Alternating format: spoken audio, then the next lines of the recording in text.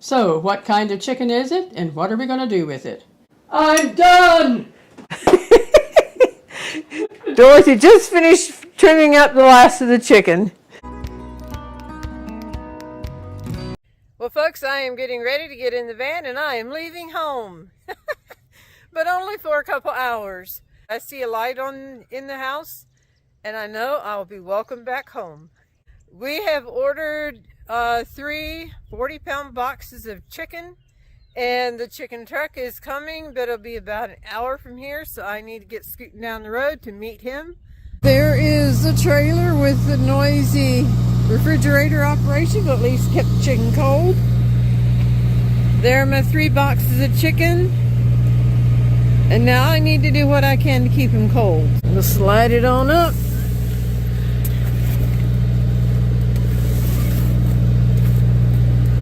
This is a sun visor thing, and I figured it'll work just as well. Now that'll be good enough till we get back home. The farmer's market is across the street, so I am going to run into the farmer's market for a few seconds. And we found something, we're looking forward to trying it. And it is ground beef that comes from grass-fed cattle. We got 10 of these and we're looking forward to adding them to the freezer. These are actually frozen and the chicken we got is not frozen. So I'm going to put this in the ice chest. Howdy folks, welcome to Hirschberger's Miracle Homestead. I am Martha. And I am Dorothy. And we have a lot of chicken in front of us here. All of 120 pounds. In these 2 boxes, we have skinless, boneless chicken breasts.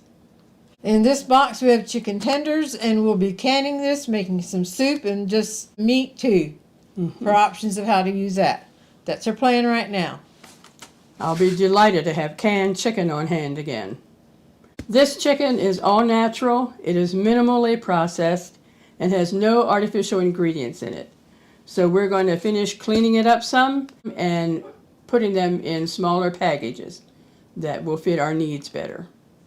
So we'll be processing the chicken breasts first, and this will actually also be part of our supper tonight. We have baked potatoes in the oven, baked sweet potato, and I like white potatoes. And then tomorrow maybe we will tackle the chicken tenders. This is 1 box, and I have already rinsed the chicken all off. This is how it comes. We will cut the breast down the middle and then clean it up, and which will give some dog scraps and then some fat stuff that we'll just be pitching out. In case you aren't aware, we make some of our specialty dog food, and it's a great treat for our dogs. They know if they hear a cowbell ring and the words yum yum, they know they're getting something extra good.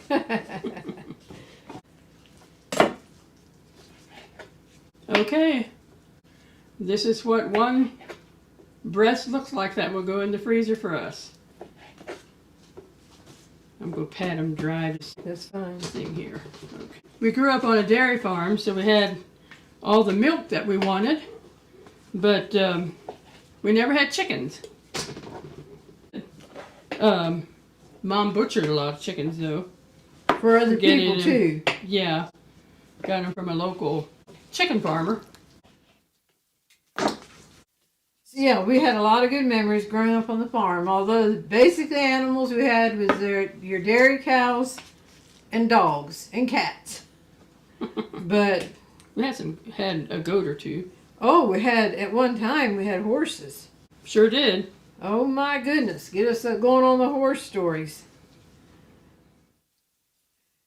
They bought Sandy at an auction, and they come to the conclusion that he must have been drugged up to be able to sell him. He didn't have a start and a stop. He went when he wanted to and stopped when he wanted to. And when he went wide open. And the one brother Paul, was the main one that would ride him. He was the only one that would ride him. The only one. And bless Mom's heart, it came to the point she didn't even want to watch it. But quite a few of the youth had horses then, and sometimes they would have go on horse rides. And our cousin had a Racing. And our cousin had a horse a lot like that. That if he wanted to go, he was going to go. If it was time to stop, he was going to stop. Well, I don't know which one was balking first, but they egged each other on. When one decided it was time to stop, about that time the other would come flying by him and they would get both of them going again. And they had that going on for a while and they finally stopped. But yeah, Paul was the only one that would ride Sandy. Then we also had a little pony, Silver. Now, I like Silver. She was trained to hook up to a cart and be able to give cart rides. Okay, I'm gonna have to move some stuff around. We need to get some chicken in the oven for our supper to go along with our potatoes. Chicken breasts and cut them in strips. That's nothing but pure fat. Okay, in this one I'm going to be doing Parmesan chicken.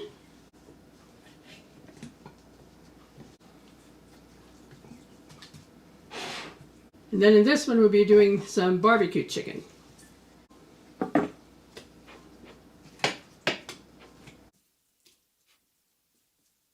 Now for the barbecue chicken, I just have some original barbecue sauce here. The bottle was almost empty, so I added some water and just diluted it down. And I'll just pour that over it. That'll do it.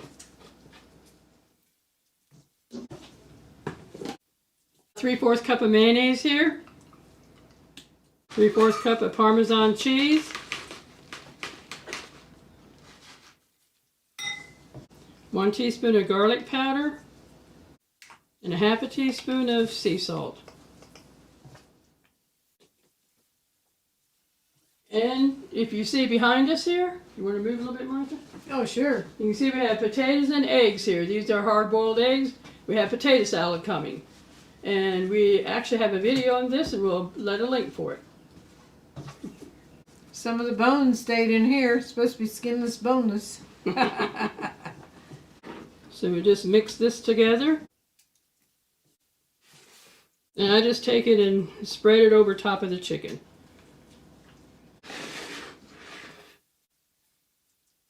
And then we'll cover this with tin foil.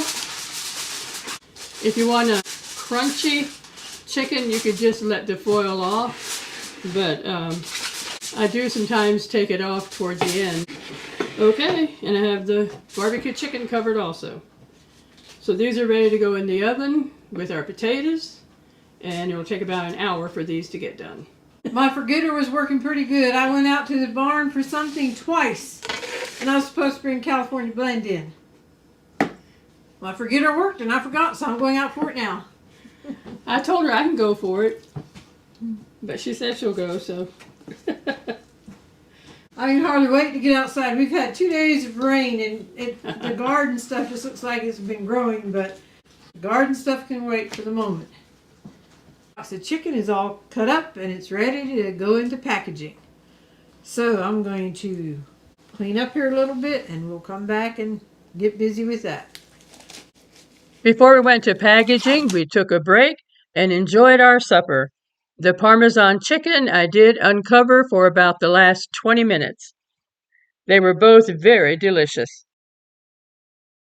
We are ready to package up the chicken now. So Dorothy's going to bag them and I'm going to run them through the sealer and we'll keep on going until we're done. We won't film everything because you won't want all this on film just watching us work. At least I don't think you do.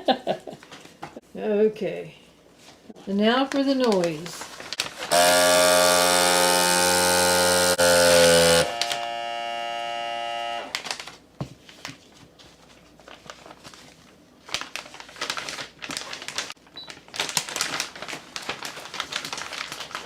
Package number 1 done. We'll put them back in the box that they came in.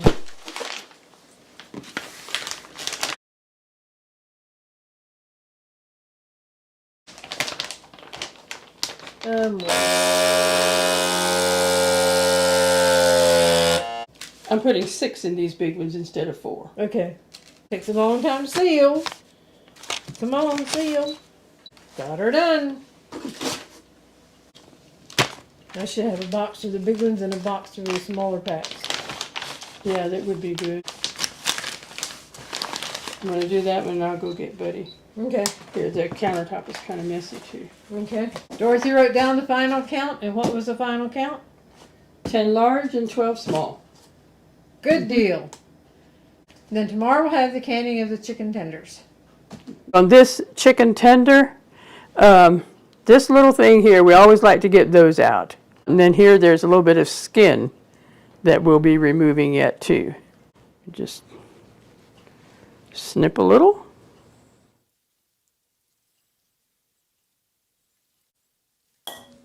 And there we have that little thing out. Skin usually just pulls off. There we go. Okay, and this is ready to cut up, and we cut it up in really small pieces so that it's ready for casseroles and soups, and because this will be canned. Then we do like to brown this just a little bit before we can it. You wouldn't have to, but that's our preference. And you may recognize this desk. This works out very well here. I pulled this sliding shelf out and using this set up here for my chicken stuff. Usually it's computer activity going on there, but it works out good this way. And my buddy Roo is right in front of me. So yeah. And sometimes things just go better doing them sitting down than what they do standing up. If you recall, this is the desk that we had gotten at an online auction that we had you folks to go along with us for it. I have really enjoyed it. As Dorothy mentioned, we like to do a quick fry on the chicken for what we can for ourselves. We just like the looks of the chicken after it's been quick fried and then canned. It might be more like sauteing it. It's not browning it. It's not even cooking it till it's done. It's just giving it a quick fry, and then the end product looks more pleasing to the eye, in our opinion. We like to have specialty foods for our dogs sometimes, so this is what it's going for. So our trimmings on the chicken was very generous, so we would have some for them. And so we thought we'd do this raw pack. That'll give you an idea of what it looks like as raw pack versus a quick fry.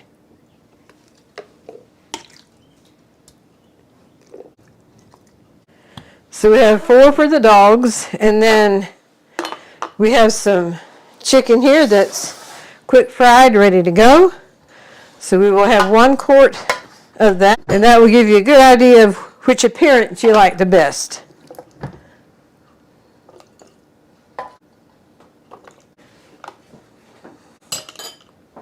As you see back here, we have some more chicken to fry out. I'm done! Dorothy just finished trimming up the last of the chicken, and that is an accomplishment. We use a Redmond's real salt, and we'll put a teaspoon in all the jars. According to the instructions, if it's raw packed, do not add liquid. Since this is pre-cooked and that created some of the juice is added, but we filled it to about half full of water. And here's my container with a little bit of white vinegar. We'll just go around the rim of each one to help ensure a good seal.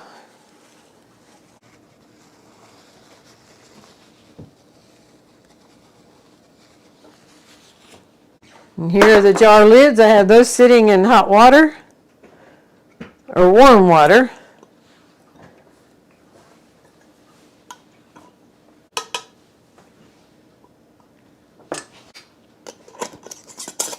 And now put the rings on all of them. Putting the jars into the canner.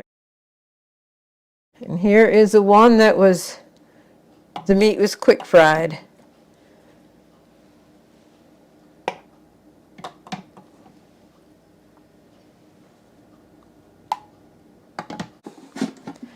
putting the lid on, placing it till it locks, and then this goes down and locks in. Okay, here we're on pressure can. We already have it programmed for 90 minutes.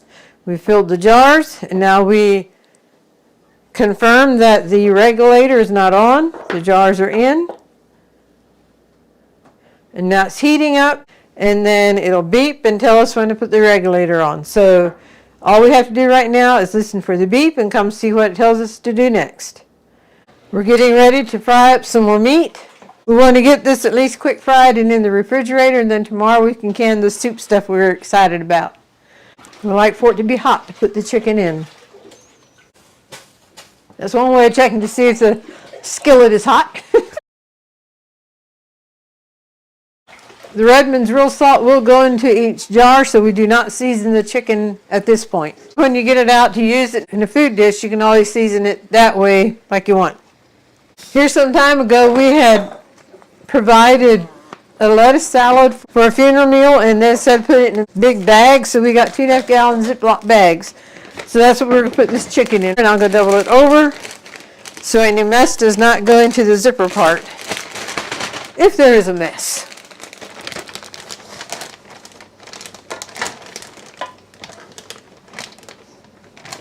This will go better. Yes, I would agree. It probably will.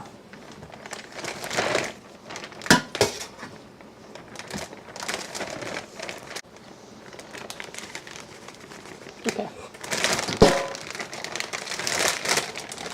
Now pop that up and get some air out of it. Just zip it shut and put this in the refrigerator, and we can add more to it. I need to stir the chicken up a little bit.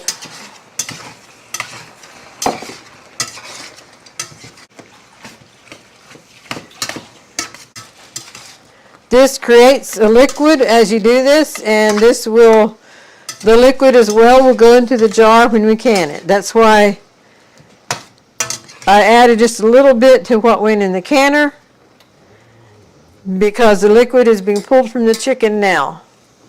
Then what was raw packed, we didn't add any.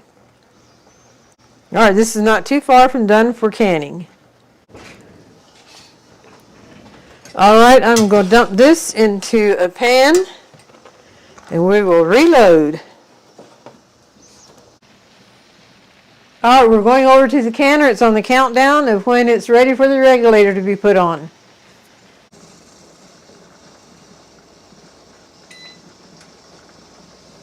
Okay, so it says put regulator on and can. So this is a regulator. It's on can now. And now push the arrow to advance to the canning process. It's going to can for 90 minutes. And after a while, that steam thing there is going to pop up. Yep, there it popped up. I don't know if you can see it or not. Okay, I got to get back to quick frying the rest of the chicken. This is the next day, and our canning continues. The canner just informed me the jars are warmed and they are ready to be pulled out, the water dumped out, and filled with our goodies.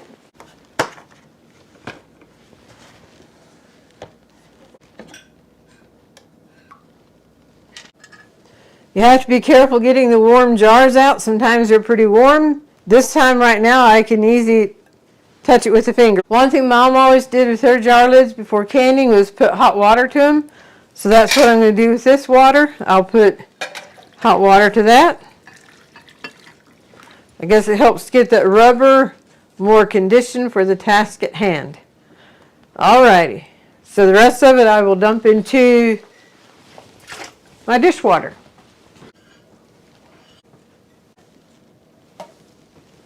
Holding it for a couple seconds, it's fine, but keeping my fingers on it long enough to dump the water out. Gets toasty warm. Much better.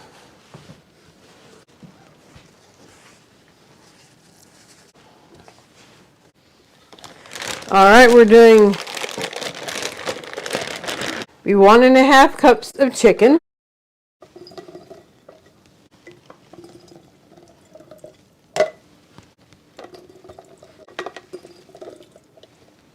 doing 1 cup of celery.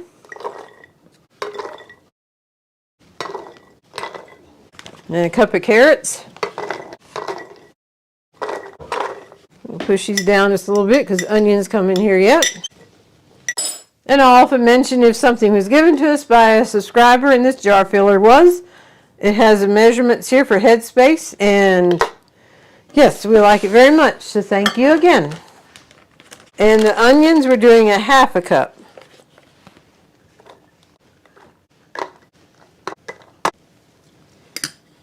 Just press it down a little bit, and we should be fine. And a teaspoon of the Redmond's real salt. And now we will put water in each one.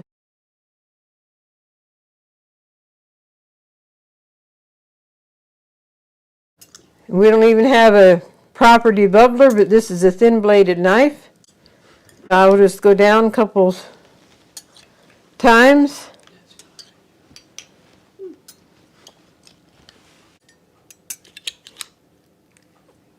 I have some white vinegar in here. I'm going to go around the rim of each jar.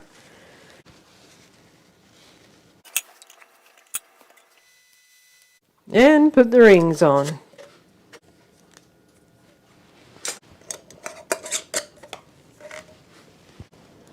So how beautiful is that? And we will see what it looks like once it has been through the pressure of cooking. Actually, the pressure of canning. 5 jars should fit in here.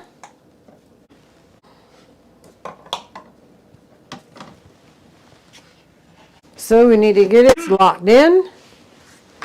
Put it down and over. One thing we love about this, it's digital and it tells us what to do. We listen for beeps to know it's time to do the next thing. Here is a full-fledged manual that goes through all the steps on how to operate a digital pressure canner. We refer to this as to how long as to pressure can a food item. And this we're doing for 90 minutes. And then here's a quick start guide that shows you step by step what to do in the canning process, and you can also use it for water bathing. So we love this. We don't have to babysit it. It just does its thing and beeps when it's time for us to do something else. The only downside to it, you can only do 5 quart at a time. And I think it's 7 pint, but definitely 5 quart at a time. But we love it. We can highly recommend it. We'll leave a link for it. Sometimes if you go to Facebook Marketplace, you can find deals. And we found deals at estate auctions already, but we got ours brand new from Amazon, so we'll leave a link for it there. All right, I am going to wait till I hear the beep to put the regulator on. The digital pressure canner has informed me it is done, and it's ready to remove the jars from the canner. Remove the regulator.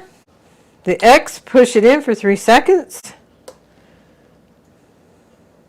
All right, now unlock it. This is not a tutorial on how to use this canner, but anything when you have a hot pot and you know steam is going to come out, pick the lid up and hold it away from you. Do you see all the steam going that way? It'll protect it from coming back on you. And I heard a jar seal. Another one.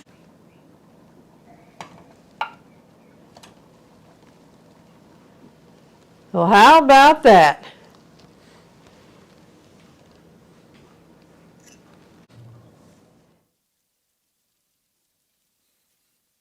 There's a little bit of separation between the meat and the veggies. But till they cool, I have a feeling it's all go together. This was Mom's jar lifter, and I thoroughly enjoy it. I do not know where she got it. And she's not here anymore to ask.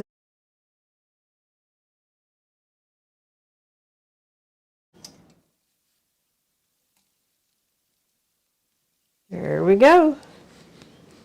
I'm going to put another one of the soup together tonight. Then we'll have 2 or 3 canners tomorrow to finish up some more chicken like this. So I'm going to hop to it and get the canner filled again, but it's just a repeat of what we did earlier. So I'm going to cut the camera off, and we will be back when we have everything together that we have made with this chicken haul. Well, what a good feeling this is. 11 jars of the chicken with carrots, onions, and celery, which is for soup or a base for casseroles or whatever we want to use it for. Could be various things. But we love to have this. Then here we have 15 quart of just the chicken. It's ready to go in just like this, whatever we choose to use it in, but it's more versatile on what we can use it in because it doesn't have all this stuff in it. So this is a good feeling to know this is sitting on the shelf, ready for us when we're ready for it. And some folks may wonder why that we can in the quart jars rather than the pints. A pint is enough meat for like chicken and noodles and that kind of thing, but we would prefer having more meat and less pasta. And so that's why we choose to can in quarts. There you go. We thought we'd show you the canned chicken when we quick fried it versus just a raw pack. The ones that we raw packed, if you notice how the meat kind of packs together and it has a little bit of whitish stuff all around it. And now Martha will show you one where we had just done a quick fry.